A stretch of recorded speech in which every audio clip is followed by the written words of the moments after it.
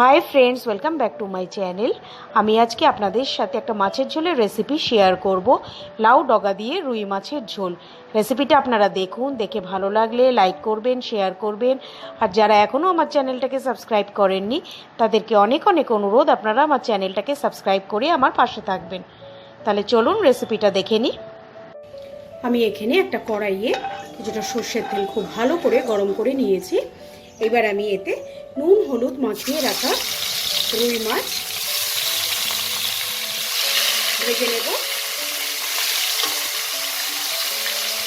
আমি আজকে এটা রুই মাছ দিয়ে করছি, আপনারা চাইলে এটা কাতলা মাছের পিস দিয়েও করতে পারেন।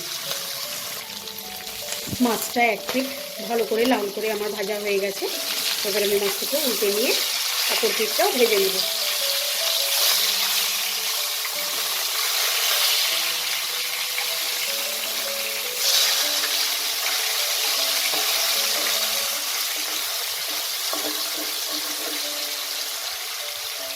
মাছটা দুপাশে আমি খুব ভালো করে লাল করে ভেজে নিয়েছি।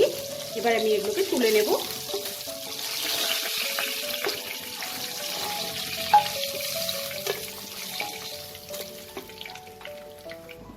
এবার এই তেলে আমি দুটো তেজপাতা আর একটু সাদা জিরে ফোড়ন দেব। জিরেটা থেকে ভাজা ভাজা গন্ধ বেরিয়ে গেছে।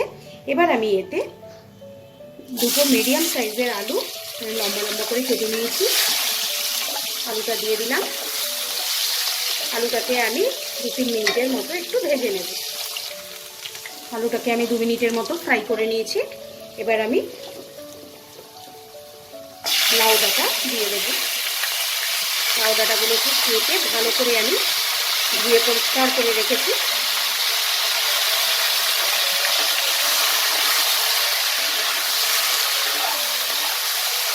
এটাকেও আমি 2 মিনিটের মতো একটু নাড়ব। এটাকেও আমি 2 মিনিটের মতো ভালো করে ভেজে নিয়েছি। এবার আমি এই ডগার একদম ওপরের কচি পাতা, একদম অল্প কিছু কচি পাতা, এখানে আমি 2টো কচি পাতা নিয়েছি, এই পাতাগুলোও কিছু দিয়ে দেব। দিয়ে একটু মিশিয়ে নেব। এবার আমি এখানে আমি শিলে একটা মিক্স পেস্ট করে রেখেছি। এখানে আছে 1 চামচ জিরে, 1/2 ইঞ্চি মতো আদা আর 4টে কাঁচা লঙ্কা। এই পেস্টটা আমি দিয়ে দেবো।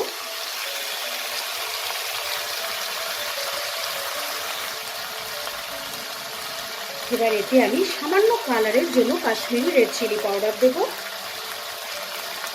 হলুদ গুঁড়ো দেব আর 1/2 টিস্পুনের মতো ধনে গুঁড়ো দেব, পরিমাণ মতো নুন দেব। দিয়ে মশলাটাকে খুব ভালো করে কষিয়ে নেব।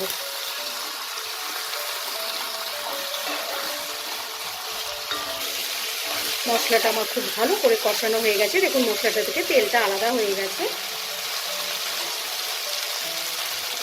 এবার এতে আমি পরিমাণ মতো জল দেব।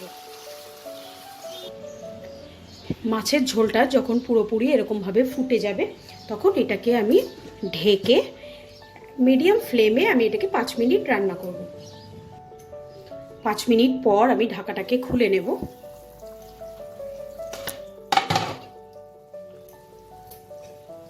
আমার আলু আর ডাঁটা দুটোই নরম হয়ে গেছে। এবার আমি ভেজে রাখা মাছগুলোকে দিয়ে দেব। দিয়ে আর আমার এটা ঢাকা দেওয়ার দরকার নেই। এটাকে আমি 5 মিনিট ফুটিয়ে নিলে আমার মাছের ঝোলটা একদম রেডি হয়ে যাবে। মাছের ঝোলটা আমার একদম রেডি হয়ে গেছে। আমি গ্যাসের ফ্লেমটাকে অফ করে দেব। দিয়ে এটাকে আমি সার্ভিং বলে বেড়ে নেব। তাহলে দেখলেন কত সহজেই তৈরি হয়ে যায় এই মাছের ঝোলের রেসিপি। আপনারা এই রেসিপিটা দেখে বাড়িতে ট্রাই করে আমাকে কমেন্ট বক্সে লিখে জানাতে ভুলবেন না। আজকের মতো বিদায় জানিয়ে শেষ করছি। বাই।